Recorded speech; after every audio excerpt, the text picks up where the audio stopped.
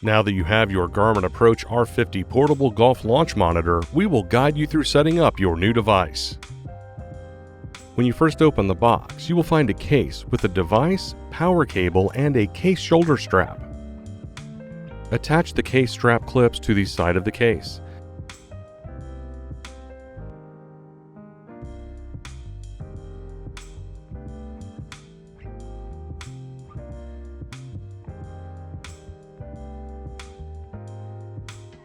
Make any length adjustments to the strap for proper fit over your shoulder. Next, open the case and remove the Approach R50. On the back of the case, you will find 5 sheets of 50 stickers. These stickers will need to be applied to the top center of each club face for the best swing data results. Garmin recommends fully charging the launch monitor before taking it out to the driving range or for outdoor setups without a power source. To charge your Approach R50, attach the AC adapter to the power cable. Then slide down the port cover on the back of the device. Insert the barrel jack into the Approach R50 and attach the AC plug into the wall. Before placing the Approach R50 in your hitting space, let's set up the device. Press the power button under the left side of the screen to power on the Approach R50. This is also how you can later place the device into sleep mode.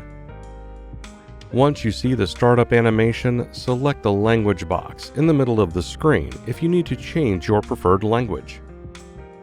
Now select Get Started to begin the setup. Here you will see a list of nearby Wi-Fi networks. A Wi-Fi connection is required to sync your round data, downloading Home T Hero courses, and when using other services. There are a few features that do not require a Wi-Fi connection during use. See your owner's manual for more details. Select your network and then enter in your password. Select Connect when finished. You should then see your region and time zone. If they are incorrect, simply select the item and scroll over the options. Then select the correct item. Once done, press Next. Now we can sign into your Garmin account. This is used to sync round data to the Garmin Golf app. You can skip this option by selecting Create a Guest Profile, but in this video, we will show the sign-in process. Select Sign In if you already have a Garmin account. In this video, we will be creating a new account. Select Create New Garmin Account. Follow the on-screen instructions to enter your information. Now, select which hand you swing with and select Next. Here, you will see the system of measurement that the launch monitor will use. If you are logged into your account, it will mirror your Garmin Golf app preferences. If needed, select an option to make a change.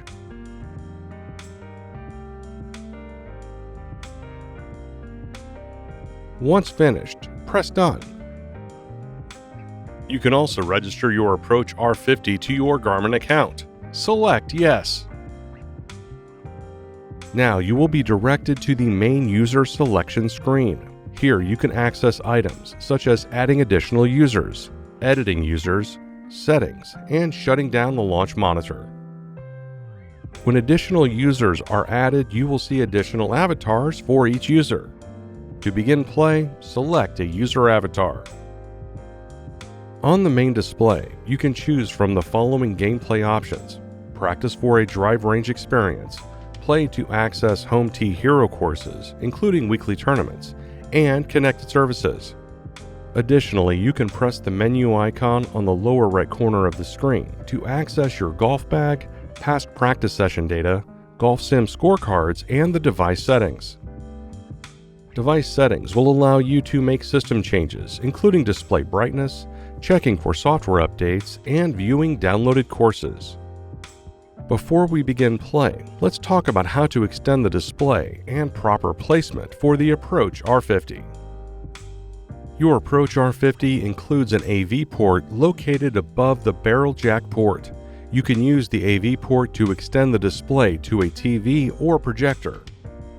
In this last section, we will cover how to position your Approach R50 with your target. When setting up a T location, be sure that the T location and the device are on a similar surface height. If you are hitting the ball into a net, be sure that your tee location is set at least 6.5 feet away from the net and at least 6.5 feet behind the tee area. The area should be a location where you can comfortably swing. Now let's set up the target line and ball placement. The target line will be parallel to the front of the R50 through the point where the ball is placed. If you're hitting into a net or screen, you will need the front of the Approach R50 to be perpendicular to it. However, if there is a particular target that is not parallel to the front of your device, such as on a driving range, then the target alignment feature lets you adjust the target line. See your owner's manual for details on making this adjustment. When placing the Approach R50 on the ground, be sure it is at least 1.5 feet or 0.5 meters in front of your swing stance area. Failing to take one or more of the following actions could result in possible property damage or personal injury. You are now ready to take some swings with one of the gameplay modes. When selecting play, you will first need to download a course. Then you could add up to 4 players to your session. Next, select the tee box location for each player.